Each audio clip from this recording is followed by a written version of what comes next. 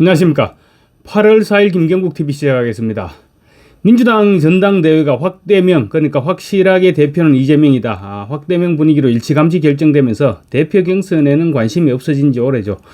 그 대신 최고위원 경쟁이 지금 치열하게 전개되고 있습니다.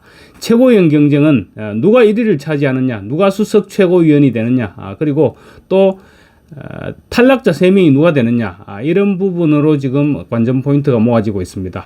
우선 이재명은 전북 경선에서 84.79%를 득표했습니다. 그래서 누적 득표율이 89.0%로 90% 득표율은 깨어졌습니다. 그렇지만 확대명 기류에는 전혀 영향을 끼치지 못하는 그런 내용이죠. 민주당의 본토인 호남 경선이 시작되면서 최고위원 순위에 요동이 치기 시작했습니다. 3일 전북 경선에서는 전주 출신의 한준호 후보가 득표율 21.27%로 깜짝 선두에 올랐습니다. 그리고 김민석 후보가 19%로 2위, 유일한 원외 인사인 정봉주 후보가 13.25%로 3위를 차지했습니다. 이어서 전현희, 이현주, 김병주, 민형배, 강선우 순으로 뒤를 이었는데요.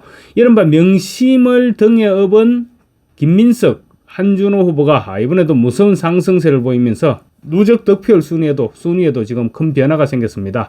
김민석 후보가 누적 득표율 17.67%로 정봉주 후보를 누르고 역전에 성공했고 6.15 당선권 바깥에 있던 한준호 후보가 단번에 14.62%를 찍으면서 3위로 뛰어올랐습니다.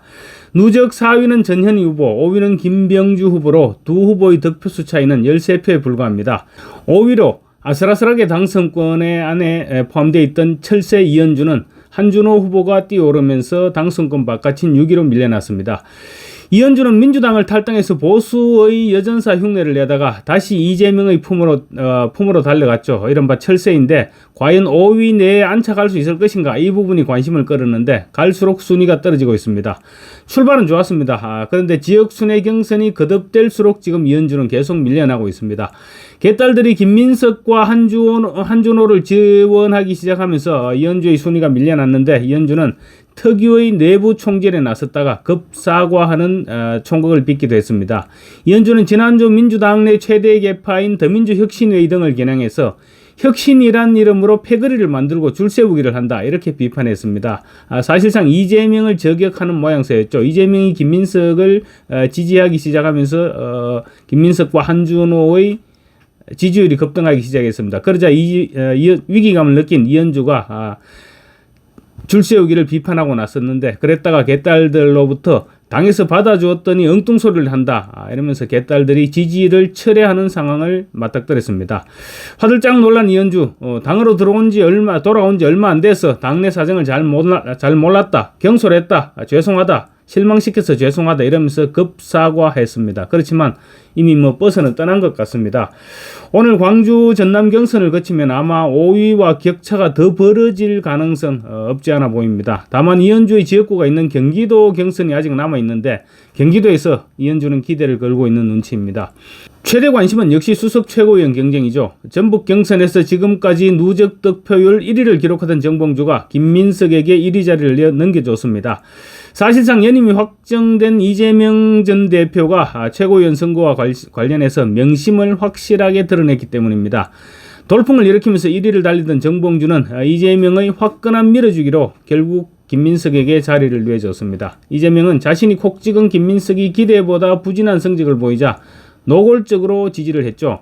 지난달 20일 김민석과 함께 유튜버 라이브를 진행하면서 김민석에게 왜 이렇게 표가 안 나오느냐, 내 선거를 하느라고 자기 본인 선거를 못해서 그런 것이 아니냐, 참 잘못하면 어떻게 될까 부담된다, 이런 얘기를 했습니다. 사실은 김민석이 크게 이재명 선거를 하느라 본인 선거를 못한 것은 아니죠. 오히려 김민석이 이재명에게 묻어가는 그런 형편이었는데 예상외로 김민석의 지지율이 올라가지 않자 이재명이 긴급 구원투수에 나섰던 것이죠. 이재명이 그런 식으로 밀어준 것입니다. 사실상 지지자들을 향해서 김민석 지지를 당부한 것입니다. 김민석은 이재명의 발언 이후 급격한 상승세를 타기 시작했습니다.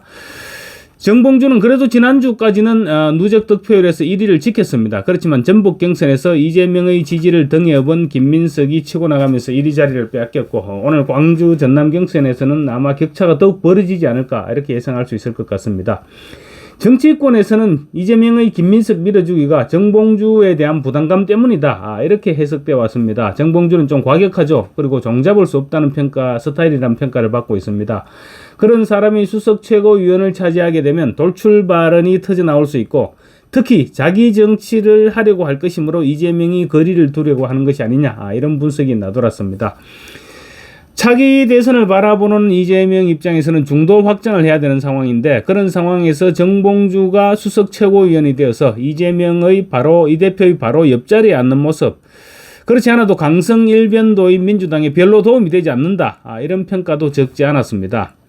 그래서 이재명이 김민석에 대한 공개적인 지지를 표명했을 때까지만 해도 김민석이 사선 중진인데다가 자기 정치를 시도할 정도의 당내 기반이 없다, 이런 부분을 이재명이 높이 산 것이 아니냐, 이런 평가도 나왔습니다. 그런데 이재명과 정봉주의 과거 악연, 과거 갈등이 드러나면서 이번에도 이재명의 뒤끝이 폭발한 것이 아니냐, 이런 말이 나오고 있습니다. 17년 전입니다. 2007년 대통합민주신당 대선 후보 경선 당시 이재명은 정동영 후보 편에 섰고 정봉주는 손학규 후보 측에 섰습니다. 당시 경선은 굉장히 치열했습니다. 폭우는 기본이고 난투극까지 벌어질 만큼 격앙된 분위기에서 경선이 치러졌습니다. 정동영 후보 측에서는 그때 정동영 후보가 대세론 비슷하게 형성하고 있었죠. 그래서 찻대기, 이런 동원선거, 조직선거, 이런 의혹에 휩싸였습니다. 그런데 당시 한나라당을 탈당해서 대통합민주신당에 입당해서 조직이 없었던 손학규 후보, 이 같은 공세에 맞서서 정동영 후보 측에 대한 공격 수위를, 공세 수위를 높여나가고 있는 바로 그 점이었습니다. 부산 경남 경선이 열렸던 9월 결국 폭행과 막말 공방까지 벌어졌습니다. 정동영 캠프 인사들이 모여있던 부산의 한 식당에 정봉주 당시 국회의원이었죠. 정봉주 당시 의원을 비롯한 손학규 캠프 소속 인사들이 쳐들어갔습니다. 그래서 선거인 명부 등 증거 사진을 찍고 이를 빼앗으려는 과정에서 양측이 몸싸움까지 벌어졌었는데요. 그때 양측에서 대표로 나섰던 사람이 손학규 후보 측에서는 정봉주였고, 또 정동영 후보 측에서는 이재명이었습니다. 그래서 두 사람이 그때부터 감정에 골입해이기 시작했던 것입니다. 당시 두 사람은 방송 카메라 앞에서 감정을 자제하지 못하고 말싸움을 벌였습니다. 둘 다 싸움닭이죠. 둘 다 싸움닭 스타일인 이재명과 정봉주가 정동영 후보와 손학규 후보를 대신해서 대리 충돌을 했던 것입니다.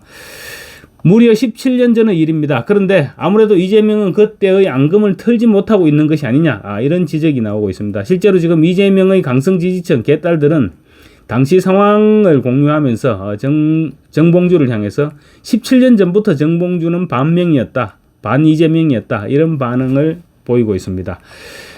정봉주 후보 입장에서는 지금 당황스러울 수밖에 없죠.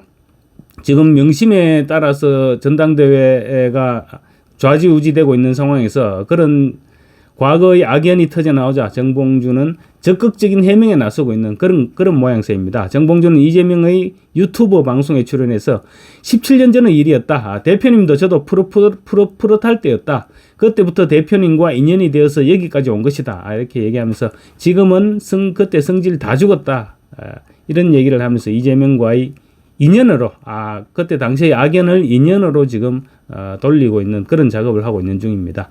정치권에서는 그런 말이 있죠. 영원한 적도 없고 영원한 동지도 없다, 이런 얘기가 있기는 한데 이재명 같은 경우는 유달리 뒤끝이 있다, 이런 평가를 받아왔습니다.